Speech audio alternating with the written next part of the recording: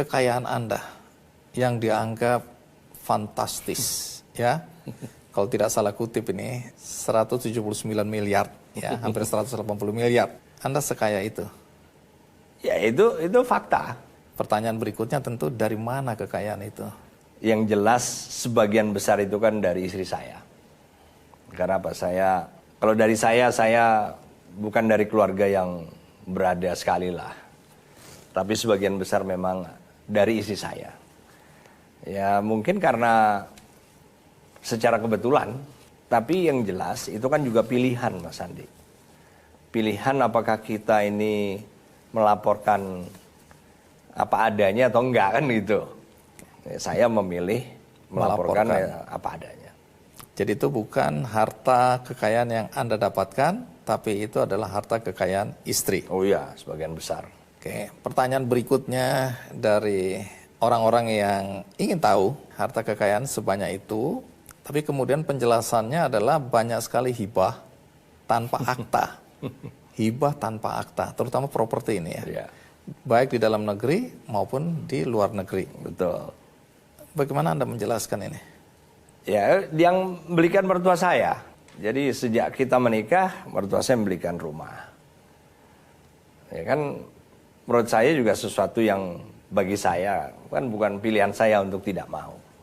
Tapi kita dibelikan. Begitu juga pada saat kita belajar di luar negeri waktu itu juga dibelikan, ya. Kan gimana jawabnya? Tapi itu semua dibelikan oleh mertua saya. Dan Anda punya niat baik melaporkannya. Oh iya. Iya. Oke, jadi tidak diumpetin gitu maksudnya. Enggak. Oke. Enggak. Baik. Kita lompat ke soal gelar. Oh. Karena tadi saya lihat ini sejarah dari Panglima Besar Sudirman ya. Ini sampai ke terakhir Pak Hadi ini ada yang cuma SE atau nggak ada gelar sama sekali. Nah, gelar Anda ini panjang sekali ya. Saya harus mengutipnya supaya nggak salah ya. Ada SE ya, kalau ini sarjana ekonomi tentu ya. Ini dari mana? Dari Universitas Terbuka. Oke.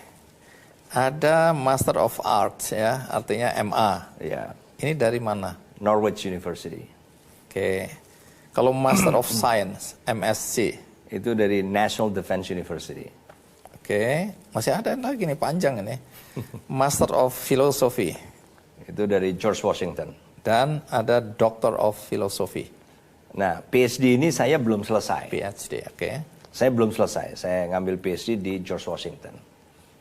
Jadi saya berangkat tugas sekolah, diberi waktu itu 3 tahun 9 bulan.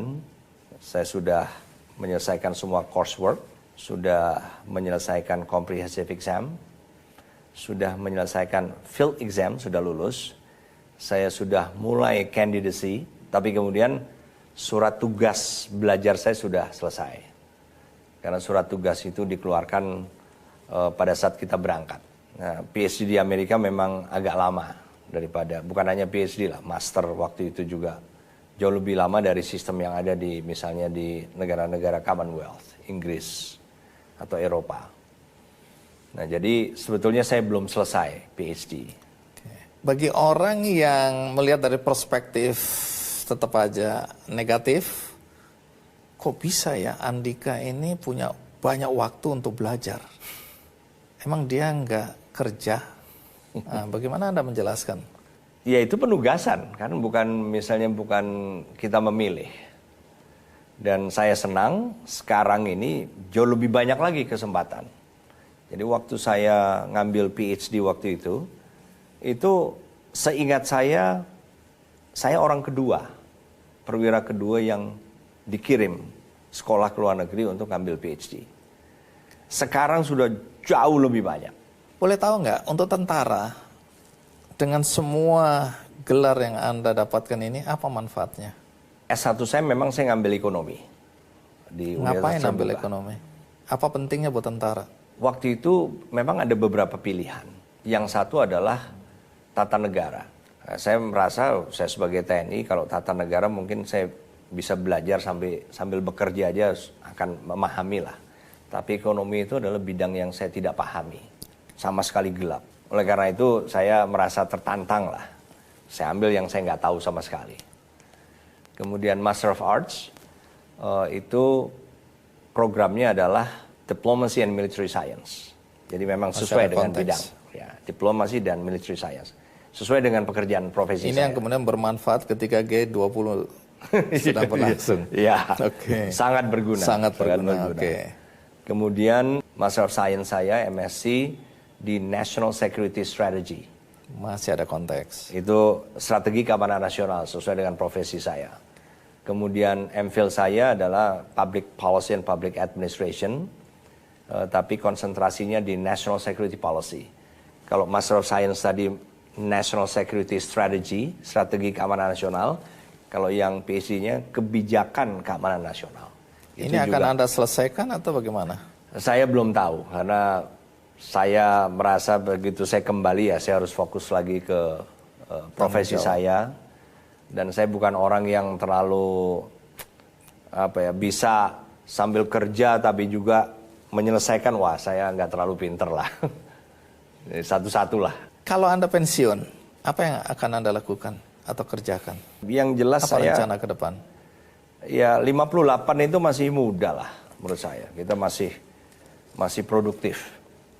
Bukan hanya bidang saya, tapi juga kan secara umum banyak profesi dokter juga selama dia masih bisa mendapatkan surat izin praktek yang tiap 5 tahunan dievaluasi, itu dia masih bisa. Jadi secara pribadi apa rencana Anda? Ya saya harus tetap melakukan sesuatu lah. Apa itu? Saya belum tahu. Saya belum mikir. Karena Anda belum tahu, Iya. Saya kasih tahu, di luar sana nama Anda kan disebut-sebut sebagai calon presiden. Ada yang bilang, oke, calon wakil presiden, apapun itu ya. Sampai di sini apa komentar Anda soal nama Anda disebut-sebut? Ya, pertama saya realistis lah Mas Andi. Realistis itu artinya saya ini siapa sih? Andika Perkasa, Jenderal, Panglima TNI. Iya. Tapi yang jelas saya nggak mau GR lah. Saya merasa ya ini saya baru menyelesaikan tugas saya sebagai Panglima TNI. Saya akan pikirkan nanti setelah saya pensiun.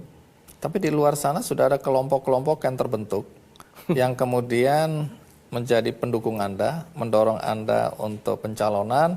Bahkan di beberapa daerah akan terbentuk ya semacam mau dibilang rantingnya, di mana nama Anda mereka calonkan.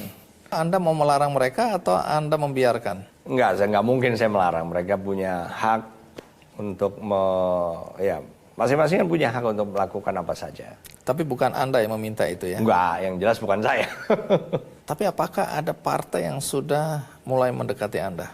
Enggak, kalau soal ini calon ada, presiden? Belum ada. Atau belum wakil ada presiden apapun itu? belum ada yang ngomong itu. Oke. Kalau ini nggak enak berandai-andai, tapi kan itu bisa terjadi juga.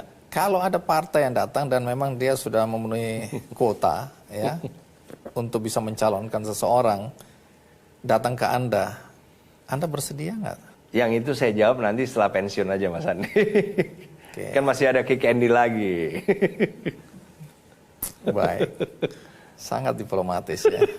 Tapi orang tetap menganggap Anda ini katakanlah kuda hitam. Katakanlah semua orang bicarakan ada beberapa nama ya, tapi semua tarik ulur. Kemudian ada juga seorang pengamat dan cendekiawan juga yang mengatakan Andika Perkasa itu bisa jadi kuda hitam. Ketika semua deadlock, dia akan muncul ke permukaan.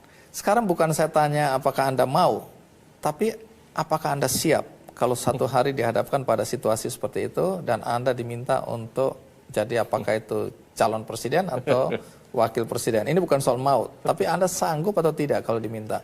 Ya, pokoknya Mas Andi, kan jawaban saya adalah saya sekarang ini belum berpikirlah ke situ. Karena apa? Saya masih aktif. Nanti kalau sudah pensiun mungkin saya mulai berpikir, tapi yang jelas saya tidak ada misalnya mau ke situ atau nggak mau ke situ, nggak ada lah. All options are on the table lah. Ya, karena itu tadi saya belum tahu apa yang saya mau lakukan, tapi saya tetap harus produktif. Nggak boleh lah kita terus nganggur di rumah, sayang. Atau Anda merasa tidak etis dalam posisi Anda sebagai Panglima sekarang untuk menjawab pertanyaan ini? Oh iya, kalau itu udah jelas, karena saya masih aktif. Saya harus netral. Jadi sekarang udah jelas, nggak mungkin lah saya menjawab. Jadi tiap tahun itu kita kehilangan sekitar 700-an prajurit, ya, Karena meninggal karena